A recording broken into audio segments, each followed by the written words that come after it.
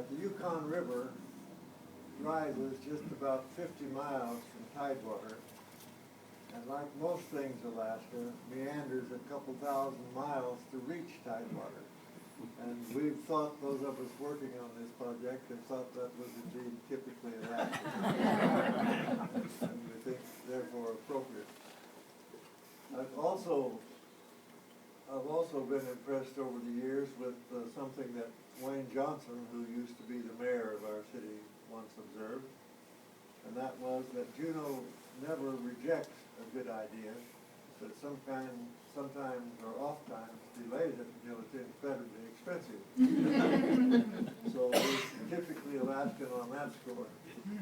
The other thing I'd like to share with you was that I did a brief tour of duty in Tokyo, and one of the things I learned while living there was that they didn't feel any obligation to be the creator of new ideas, but every time they saw a good idea in work, whether it be the Eiffel Tower or fine restaurants or fine streets, they would imitate it. And so they have the best of everything in the world that they didn't really invent. Well, I'd say that to say to you that I didn't really invent this idea. While I was in Tokyo, I often visited the zoo, and at the entrance to the zoo there was a bronze whale in a supine position and inactive, but still tremendously impressive. And so I recall that, look forward to seeing it each time I went there. And then when I came home after my duty there, I discovered that we had just observed the 25th anniversary of statehood, and with it was that fine bear on Main Street that Skip Wallen had done. So the first time I saw Skip, I told him about the whale I had seen in Tokyo and suggested that we really ought to have one for Juneau. You know, we see a lot more humpbacks than they even eat in Japan. And so he came up with what I thought was a wonderful proposal for a whale, and I took it around to a few of my friends and took it to City Hall, and really got a pretty so what kind of a reaction.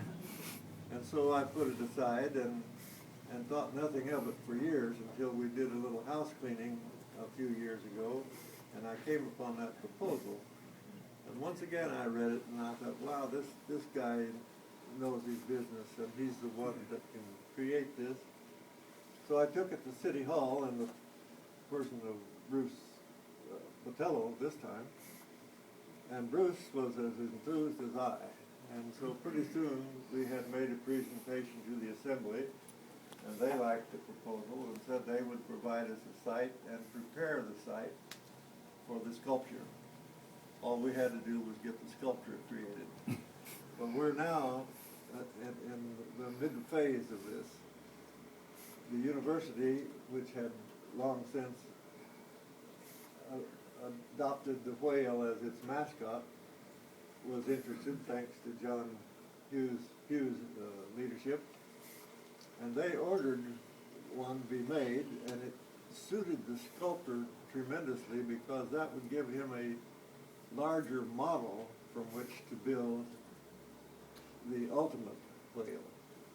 And so we arranged with the university to have this 8-foot whale that we're going to unveil in a few minutes created, and it becomes the model then for the ultimate whale that we hope to have in place.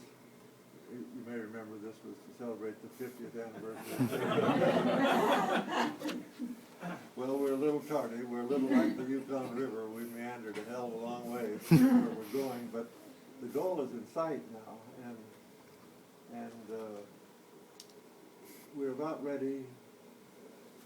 Meaning we've still got about $100,000 to raise to send the sculptor to Enterprise, Oregon, to go to work on the point-up, what he calls the point-up for the model. And we think, looking ahead, that this project will, in our minds, is already undoubtedly the choice project for the 1% of the art money that will come with the new harbor improvements. So we think if we can raise 100 to get Skip started on the model of the makeup, then we'll be ready to apply for that 1%, and we'll put on a great effort to be sure that it gets approved, and we will get our whale erected, we hope, in 1912, this next year. And so that's 2012. yeah. Bill, at our age, what's I another lose, year? yeah. What's another I 100 lose years? track of time, and I have one of those watches that theoretically is set to the Denver clock every morning at 2 a.m. And to keep me within a billionth of a second, it's centuries that give me problems. Well, I think, Kathy, that's all I wanted to say. All right, many thanks, and I also want to recognize our other board members who are here. Kay Diebel's here, she's in charge of bricks. Nancy DeCherney, who put on this wonderful spread, and also Sharon Kelly on our board, but she's still up with the legislature, and so isn't here. Is she here? No, but don't forget.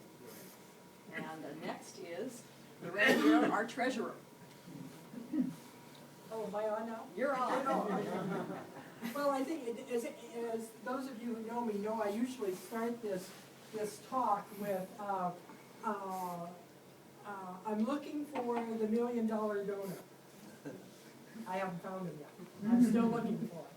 But, and most of you who know me as a fundraiser know that I'm about as tight as a nickel when it comes to spending money.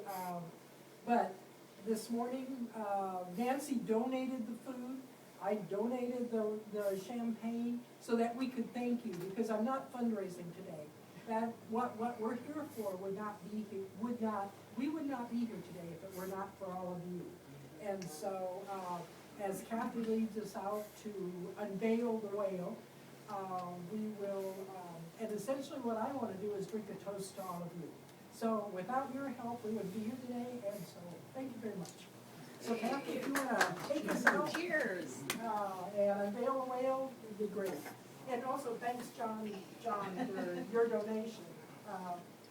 When we were looking, when we were building the intermediate stage, John said, we want one of those on campus. So, thank you, John. Okay, Kathy, back to you. He's actually pulling the shroud. Many thanks. Why don't we just maybe go out in about 5 minutes? Would that be all right? We still have some food, and we can't take the champagne outside. Yeah. Please enjoy, and we'll go outside in about 5 minutes.